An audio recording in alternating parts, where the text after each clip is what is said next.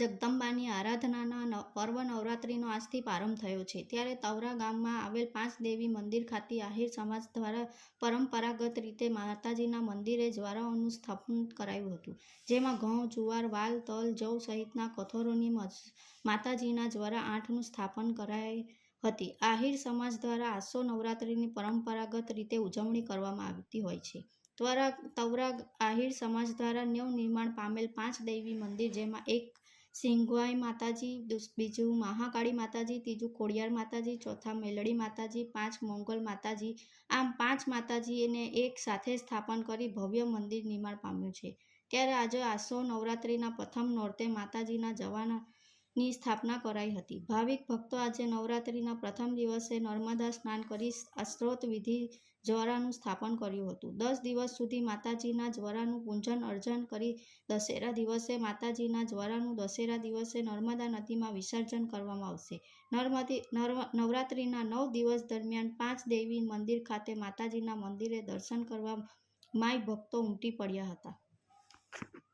મારું નામ મુકેશભાઈ આહિર, તવરા આહિર સમાજ દ્વારા વર્ષોથી ચાલી આવતી પરંપરા હજી પણ જીવંત છે. તવરા ગામે 5 દેવી મંદિરે માતાજીના જ્વારાની સ્થાપના કરાઈ. મા જગદંબા આરાધનાના પર્વ નવરાત્રિ આજથી પ્રારંભ થયો.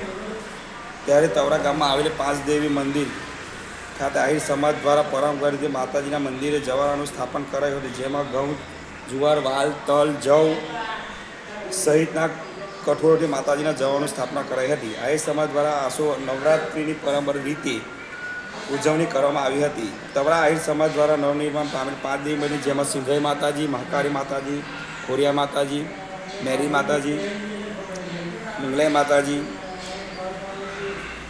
આમ 5 માતાજીની એક સાથે સ્થાપના કરી ભવ્ય મંદિર નિર્માણ પામ્યું છે. ત્યારે આજે આસો નવરાત્રિ પ્રથમ નોરતે માતાજીના જ્વારાની સ્થાપના કરાઈ હતી. ભાઈ ભક્તો આજે નવરાત્રિના પ્રથમ દિવસે નર્મદા સ્નાન કરી શાસ્ત્રો વિધિ જ્વારાનું સ્થાપન કર્યું હતું. 10 દિવસ સુધી માતાજીનું જ્વારાનું પૂજન અર્ચન કરી દશેરા દિવસે માતાજીના જ્વારાનું દશેરાના દિવસે નર્મદા નદીમાં વિસર્જન કરવામાં આવશે.